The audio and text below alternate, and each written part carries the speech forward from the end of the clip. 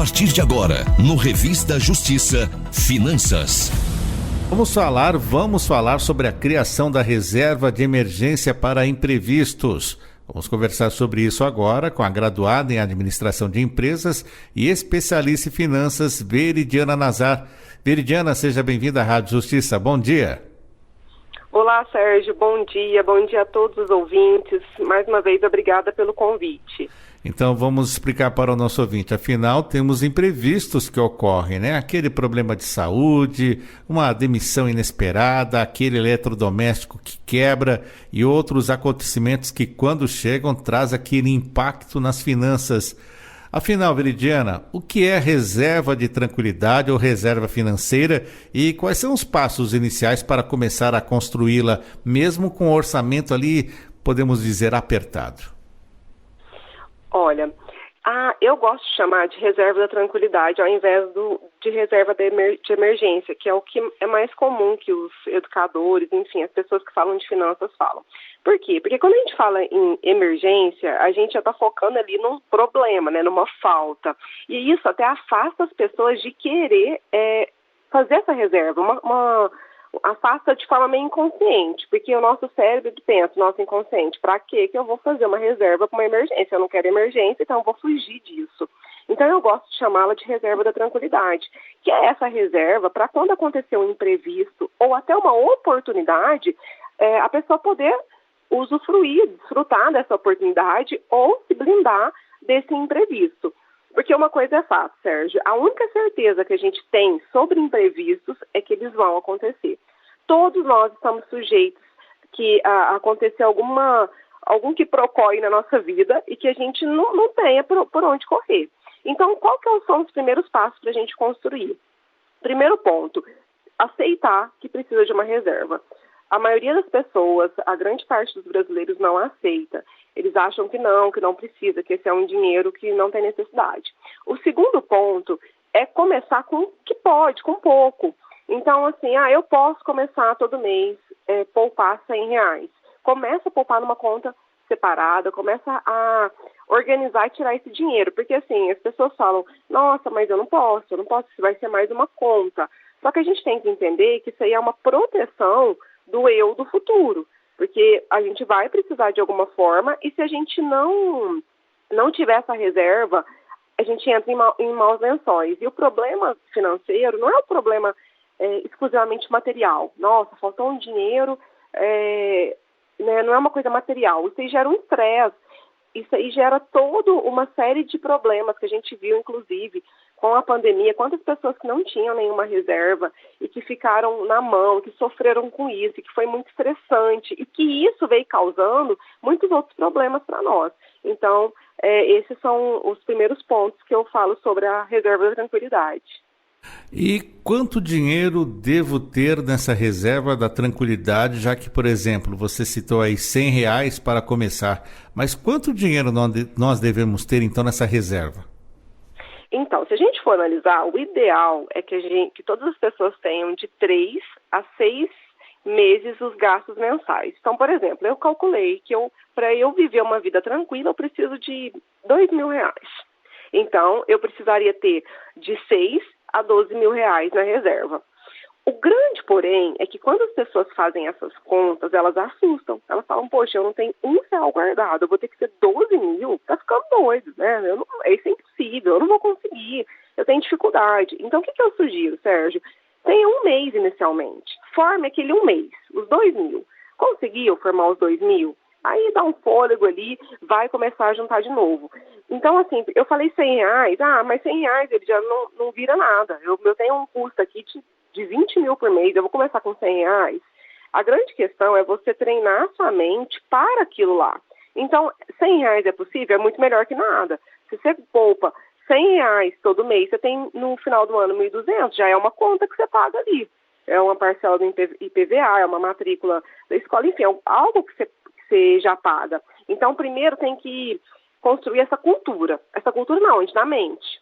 Então, a partir do momento que você cria essa cultura, aí vai aumentando os valores, porque tem uma questão também, quando a gente começa a poupar e a gente vê aquele dinheiro crescendo, a gente entusiasma, motiva, então isso é importante. não se prenda a valores inicialmente. Saiba que precisa ter de 3 a 6 meses, mas foca primeiro naquele primeiro mês ali, que já vai ser um grande sucesso. Vai ser assim, uma pessoa que tem um mês de reserva da tranquilidade, ela está na frente, assim, da grande maioria das pessoas. E ainda nesse sentido, né, de quando começar, quais são as melhores estratégias para poupar todo mês, mesmo com imprevistos frequentes? Quando a gente fala de poupar todo mês, aí a gente já tem que começar a ligar em outra questão, que é a questão de ter um orçamento, de ter um planejamento. Então, assim, por mais que seja difícil, terá que chegar aquela hora de sentar e analisar quais são os meus verdadeiros gastos mensais. Por que verdadeiros? Porque muita gente maquia a situação. Então, ele acha que ele tem 10 mil de gastos mensais, porque esses 10 mil está contemplando gastos com moradia, educação, outras coisas fixas que a pessoa tem. Só que a grande realidade é que a gente tem muito gastinho assim pequenininho, que vou ali na padaria, vou comer alguma coisa, vou tomar uma cerveja, papapá, e isso, vou dar um presente, isso aí consome uma grande parte do orçamento, e as pessoas não veem isso. Eu chamo de gastos invisíveis. Então a gente precisa começar a enxergar, a trazer para a luz esses gastos que estão no escuro, que estão na sombra, para a gente conseguir ter noção clara de valores. Então, talvez essa pessoa que achou que ela tinha 10 mil, ela vai ter 12, ela vai ter 11. Então, a partir disso daí, ela vai começar a enxergar o que é possível poupar de começo. Agora tem um detalhe, Sérgio. Não, eu vi, não é possível, está muito apertado. Só que as pessoas falam o seguinte: se eu tenho uma conta para pagar, eu pago. Mas se eu tenho uma poupança para fazer, eu não faço. Então, vamos começar a olhar essa poupança como uma conta. Se for necessário, que eu acho que é muito importante, muito interessante, para que a pessoa consiga poupar com frequência todos os meses, ela automatizar o processo. Então, já automatiza lá, manda 12 PIX do valor X para uma conta separada, e dessa conta separada também já automatiza o investimento da conta. Isso tem jeito de fazer, porque aí vira uma conta a ser paga. Sai da conta, a pessoa nem vê. Quando ela, se der por si, ela já vai ter um dinheiro, um valor, um montante ali poupado. Agora, se ela ficar esperando ela mesma, todo mês, ir lá, poupar, isso é muito mais difícil, porque a gente tem uma vida que é muito corrida e, no fim das contas, o nosso cérebro sabota muito a gente. Então, se a gente automatiza, isso fica muito mais fácil. E já que estamos falando dessa situação, das pessoas se programarem, mas onde guardar essa reserva da tranquilidade para garantir que ela esteja acessível, mas também segura e rentável e não fique muito fácil fazer o gasto frequente dessa reserva?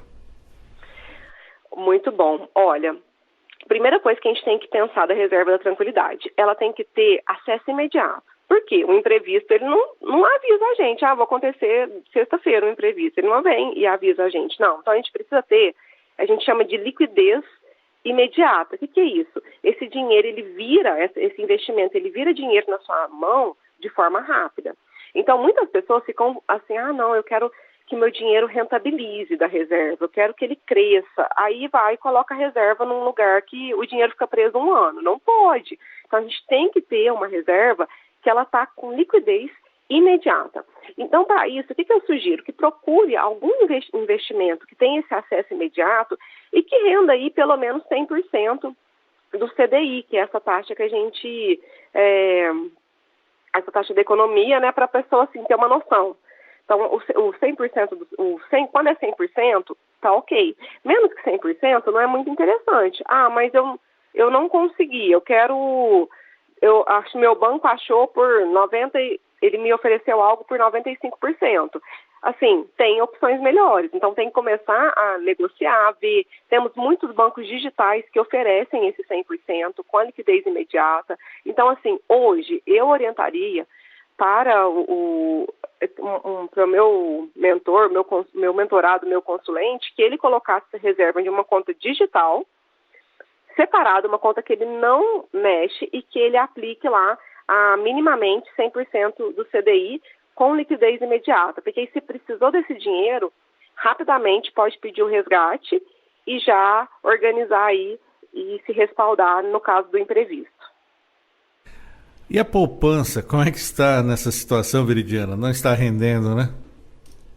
A poupança agora, se for analisar, a diferença dela está caindo em relação aos outros investimentos, porque a taxa Selic está caindo, então acaba que beneficia, entre aspas, né, a poupança. Mas, assim, Sérgio, o que eu vejo é que é uma falta de conhecimento mínima para que a pessoa saia da poupança e invista em algo mais rentável. Então, assim, a falta de conhecimento e o medo deixa muitas pessoas no investimento, que não é que ele é ruim, não é isso. Mas veja bem, a gente tem aqui 2 caminhos para ser seguidos. Estamos numa estrada, temos 2 caminhos. E na estrada 1, a gente vai ganhar um valor, né? E na estrada 2, a gente vai ganhar o mesmo valor mais um pouco. E a gente vai correr o mesmo risco nas estradas. As duas são seguras, as duas são uma estrada que a gente pode ir sem medo, que não vai acontecer nada com a gente. Por que a gente vai na que a gente vai ganhar menos? Não faz sentido. Então, as pessoas vão porque elas não têm conhecimento.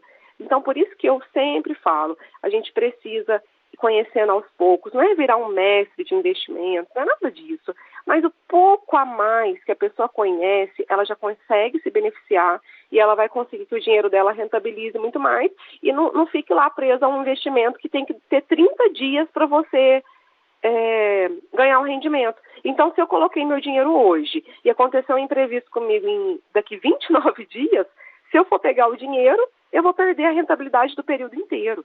Então, assim, acho que isso é muito... Eu não gosto, não faz sentido, e eu penso que as pessoas precisam se colocar mais em situação de aprendizado. Essas regras se aplicam também não só para as pessoas físicas, mas também para o pequeno empresário, até para os empresários de uma forma geral? Como que você faz essa orientação? Há distinção? Não, principalmente, quando a gente fala de reserva da tranquilidade, o empresário é o que mais precisa ter reserva e, infelizmente, é o que menos pensa nisso, porque já é uma falta de planejamento tão grande que as pessoas têm nas empresas, e quando eu falo empresário, eu estou falando desde aquela pessoa que tem uma feirinha, que vai na feira, que tem que se consideram um microempresário, até pessoas que têm empresas grandes. Eu vejo, assim, nas consultorias que as pessoas às vezes construi um grande patrimônio empresarial, mas não sabe o básico, não tem um básico, não tem uma reserva, não tem um planejamento ali, uma boa gestão, vamos falar nisso, né? São muitos gestores que foram na onda, foi dando certo, ele foi rompendo barreiras, mas meio sem técnicas de gestão. Ele tem técnica de fazer, ele sabe fazer o produto dele, ele sabe vender, mas ele não tem uma gestão adequada. Então, para quem está nos ouvindo e que tem uma empresa, pare nesse momento, entenda quais são esses gastos da empresa, qual é o seu lucro real e tenha certeza de que você precisa de uma reserva. Porque essa reserva vai salvar muita gente, muitas empresas. Eu cito novamente a questão da pandemia. Quantas empresas que fecharam? Quantos empresários que se endividaram estão pagando conta até hoje? Porque foi pegando crédito, precisava, o crédito não dava, pegava de novo. Então a gente precisa ter essa visão ampla. Um empresário bem-sucedido, ele tem uma boa gestão financeira. Muito bem, falamos sobre a reserva da tranquilidade, também chamada de reserva de emergência. Conversamos sobre como fazer essa reserva com a graduada em administração de empresas e especialista em finanças. Veridiana Nazar, obrigado por atender a Rádio Justiça. Uma boa semana e até a próxima. Eu que agradeço. E para quem quiser mais orientações financeiras, pode me seguir no Instagram, @ventoempolpa. Fiquem com Deus, muito obrigada.